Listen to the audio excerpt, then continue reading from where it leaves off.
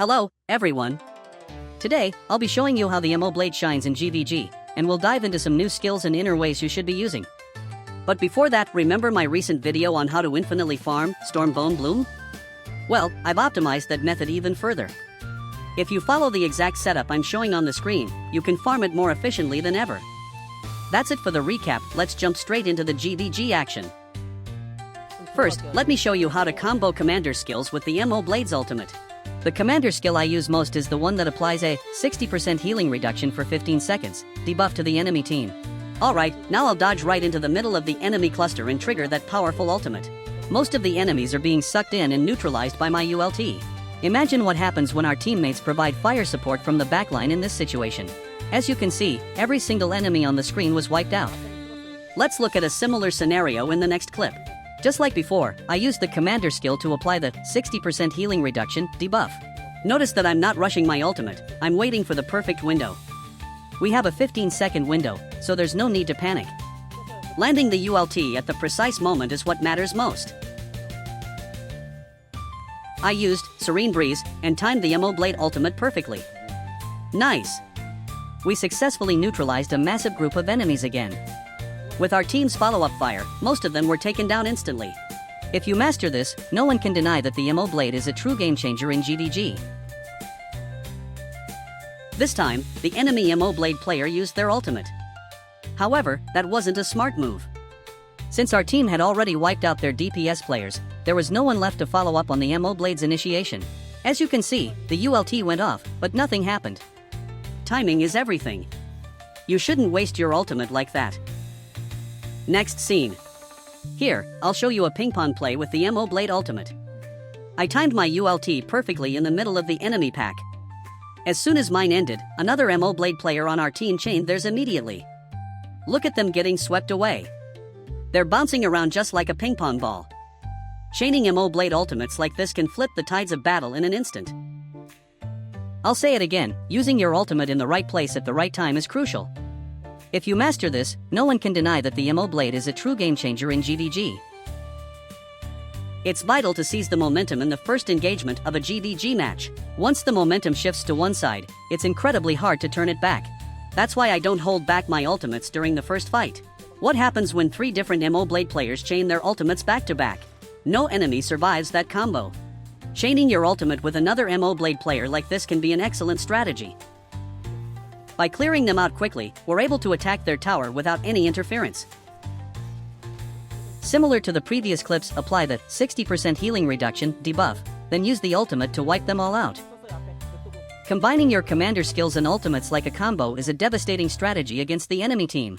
Now, let's talk about the survival mechanism for escaping dangerous situations that I mentioned in the last GvG. The synergy I explained before is as follows. Use the Calm Water set for HP recovery on dodge, the Greaves affix to minimize stamina consumption, evasive charge for a 20% damage reduction buff and extra healing, and finally, ghostly steps to maximize your dodge capability. With these 4 synergies, you can escape almost any crisis with ease. Let's see this in action. I've positioned myself right where the enemy DPS is grouped up. It's a risky spot, but it's also the most impactful. However, since I'm far from our healers, I won't be getting any healing support. Using an execution skill can buy some time with its invincibility frames, but you're still cut off from your team's healing. In this situation, use your dodge. See that? I escaped the danger zone in an instant. I decided to get a bit greedy and try to hold the line in the enemy territory a bit longer. Oh no, I tried to cast Sunrush Gale, but it got cancelled by an enemy execution skill. Alright, now I really need to fall back, or I'm dead. I quickly used dodge to rejoin our front line and finally got some healing support. If I had used Flaming Meteor instead of dodge there, I definitely would have died. But thanks to the dodge synergy I mentioned, I made it out alive. Now, let me show you some strategic movement as a commander. I'm currently holding off enemies to transport the tree in the enemy base. Wait, keep an eye on the mini-map here. Imagine you're the commander in this situation. What do you see? A massive enemy force is invading our main base, while our defensive line is spread thin. I gave the order, Squad 4, return to base immediately. To get back instantly, I used the same method I mentioned in my previous videos. As expected, our defense was struggling. But once Squad 4 and I made it back, we were able to reinforce the defense. You shouldn't stay in a fixed position, you have to move fluidly based on the situation.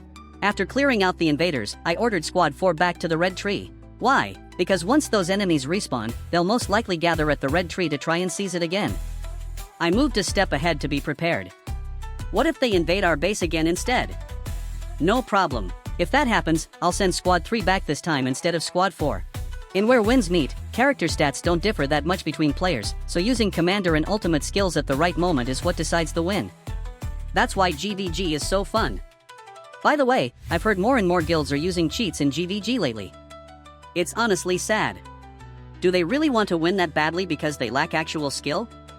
The most important thing isn't winning, it's enjoying the game. Our guild hasn't lost a league game yet, but we don't win every single GvG. In ranked matches, we occasionally run into powerful guilds that beat us. To be precise, our power levels are similar, but some guilds have incredible, creative, and brilliant strategies. Don't be discouraged if your guild loses. Just take the feedback from that match and refine your strategy. Now, let's talk about the new innerway. Pay attention to Light Anew, which you can get by completing subquests in the Hushy region.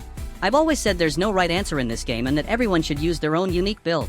But this time is different. I'm going to be bold. You must use Light Anew in GvG. Its performance is insane. To summarize, if you apply 5 stacks of the debuff, the enemy takes 10% more damage and their movement speed is reduced by 20%. The key here is that the moblade can stack this debuff incredibly easily. Using the moblade's Sunrish Gale applies 4 stacks instantly. And the ultimate? Obviously, it applies all 5 stacks. This doesn't just apply to one target, it hits everyone in a massive area. Plus, Lion's Head is great for stacking debuffs thanks to its wide-range multi-hit attacks. I recommend upgrading Light Anew to at least rank 3 or 4. The rank 3 breakthrough effect adds a 2-second root when hitting an enemy with 5 stacks. Unfortunately, the root only applies to one target and has a 20-second cooldown. Still, rooting an enemy who is carrying the tree can significantly delay their progress. Finally, let's look at the new skill, Flute of the Tides. In short, use it whenever it's off cooldown. Since enemies often clump up in GvG, this skill is incredibly effective. The reason I uploaded that Stormbone Infinite Farm video was to help you rank up this Flute of the Tides mythic skill as fast as possible.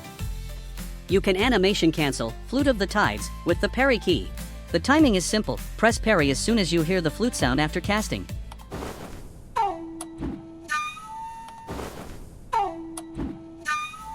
The flute will then follow you and automatically track and attack enemies. It might not look that powerful if just one person uses it, but imagine 20 or 30 people using it at once. I highly recommend utilizing this skill in GvG. Today, we've looked at some GvG highlights and discussed Light Anew and Flute of the Tides. I hope this helps your gameplay. That's all for today's video. If you could subscribe to my channel and like this video, it would be a huge help and mean the world to me. Thank you for watching.